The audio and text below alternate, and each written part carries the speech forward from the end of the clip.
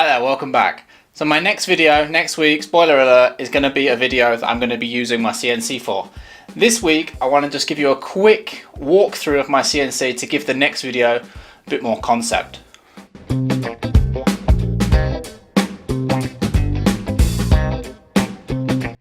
So let's keep it really simple. We've got the machine down here itself. Up there I've got a monitor. I've got in here, remove some stuff, I've got a keyboard. There's a mouse in there as well.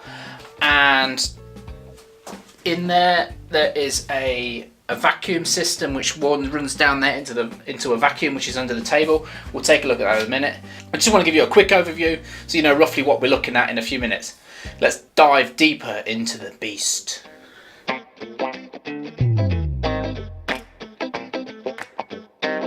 So we've got a lid on it because it can get quite loud. So if I open the lid like that, that sort of tries to keep itself up.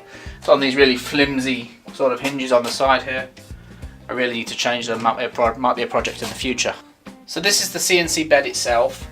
It's got an approximate working area of about 550 mil by about 400 mil.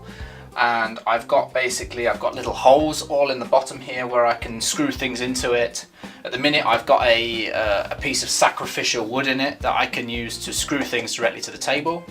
I've also got on the table here a little selection of some of the parts and some of the cutters that I use. Obviously some Allen keys that I use to tighten up the screws.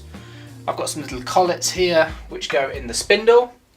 So the machine itself, the actual mechanical parts of it, is from eBay. I got it from China, and it's basically, I think it's called a 60-40, meaning 60-40, but it turns out not to be 60, it's more like 55 of workable area.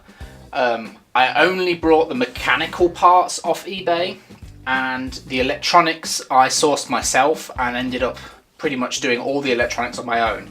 So you'll see here, for example, we've got a limit switch and it's just literally screwed to the side. The spindle is 800 watts, it's water cooled, so I've got down here, I've got a water canister with a pump which automatically turns on and off through the software. And up here, just behind here, you can see it's called a VFD, a variable frequency drive. Basically it controls the speed of the motor, and you can see it needs a clean. And the way the machine works is through a computer software which is up here. I'll turn it on in a minute and we can have a quick look. But there's a spindle which you attach a cutting head to, various cutting heads. I've got loads of different cutting heads, and the machine moves in this direction. It also moves in this direction, and the spindle can move up and down. That enables you to cut very complex parts repeatably and easily because the machine controls itself. So the vacuum system is really simple. We've got a simple, it's like a dryer hose. It's not in there properly, obviously, as you can see, it just fell off.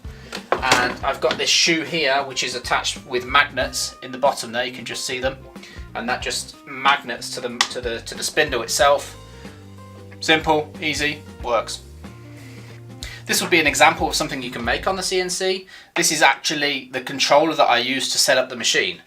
So I've got the different axis, the buttons that I can move the machine around, I can zero them, and a few other little controls and whatnot. But this was completely made on this machine. It started life as a number pad. So I just took a number pad apart, rewired the buttons and made this. And the way the machine works is on each axis it's got a linear bearing. So in this case it's got some, if I look down here, it's got some rods that are in bearings in there, and that enables it to move smoothly along this rail.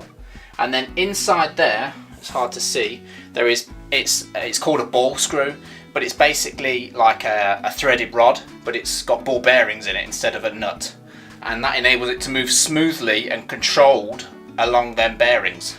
And you've got that system up here, we've got it down here as well. So we've got the bearing here, and you can see the let me get a light. Okay, so I just got my phone, and you can see in there, hopefully, there's the screw, and that has a nut down there on that end there, and that enables this whole carriage to move in this axis here. Similar system up here, but it's just a lot smaller. Couple more things to note. I've got a emergency stop on the side here, so when the lid's closed I can turn the machine off. And I've got a little USB extender here which I use. Normally I'm sat here with my laptop. My laptop has the files on it, and then I use the USB stick to transfer the files over to the machine. Okay, so let's close the lid now and let's take a look up top what's going on up there with the electronics. Now, I'm not proud of this, but this works, and I'll probably leave it like it until it doesn't work.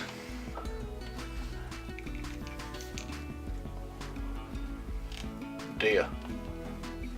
Okay, so up here we've got a few things going on. We've got a monitor which is mounted to this door so that I can see it through this panel here when the lid is open. I've got a computer up here, it's a normal computer, it runs Windows XP. And then down here I've got on this side here a parallel breakout board, it's called, and basically what it does is it takes the pins of a normal printer port, the old style printer port, and enables you to use the pins. And then from there we've got all these white cables, and they go over to 3 stepper motor drivers which drive the motors for each axis. So I've got Z, Y and X. They're the different motors that need to be driven, and that's how they've done it. It's just electronics basically. I don't really want to get into the electronics of it because this isn't what the channel's about, but I just wanted to give you a quick overview on how it works. On this side I've got a power supply which turns the normal power, the normal 230 volts, 240 volts down to about 30 volts, and that's what the stepper motors run on. This breakout board up here also connects the limit switches, and it can do other things like it could control the spindle if I wanted it to. I just turn it on manually, but it could control the spindle. All of the things like that. This is quite an old system. I've had this probably 5-6 years now. It works, but there are now newer systems that use like USB ports. This uses an old printer port style system, so you need to find an old computer that has a printer port, which is not easy in this day and age. So to turn it on, I have a little switch down the side here which turns the machine on, and it turns the computer on, it turns it all on in one go basically. So while the computer's booted up, you can now see this VFD up the top here has sprung into life, and that won't do anything on it. It doesn't do anything, it's not dangerous while it's booting up, it's just on and waiting for a command basically.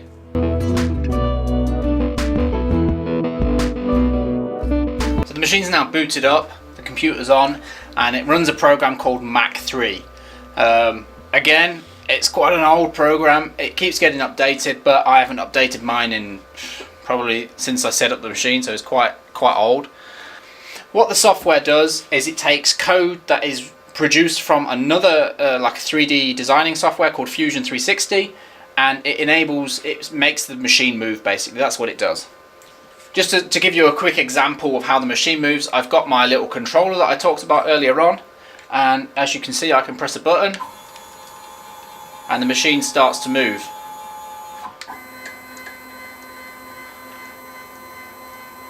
My machine's not the quickest, it's by no means the quickest, but it works and it's fine for what I need to do. Now I want to keep this channel more woodworking related, but this machine is going to be used in a lot of my upcoming projects purely because of the precision that it allows me to produce. Next week's video is going to be really interesting. I'm going to be making a cutting board, which doesn't sound very exciting as it is, but I'm going to be using the machine to make it a little bit more interesting and something that you probably would be more difficult to do by hand. But thanks for watching. Just a quick video this week. I wanted to give you some context on the machine. And have you got a CNC? Have you ever worked with a CNC? What do you think of CNCs? A lot of people hate them because they think it takes away from the craftsmanship of woodworking. Me personally, I think it adds to the craftsmanship. It gives you more accessibility and more ease to do things that you normally wouldn't be able to do. Quite often in this day and age, things aren't done purely because they take too much time and they are too expensive. And this machine enables you to do things that you normally wouldn't be able to do. One thing I haven't touched surface on at the minute is the vacuum system. You can obviously see it's got a vacuum system, but I'm going to make a complete video on that in the future. But basically, I'll show you it quickly, but we're going to touch that in a future video.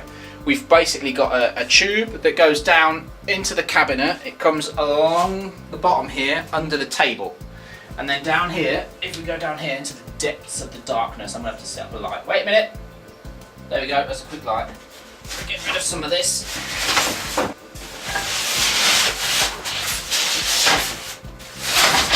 Okay, so I've now moved all the stuff and set up a quick light. It's really improvised right now, so bear with me.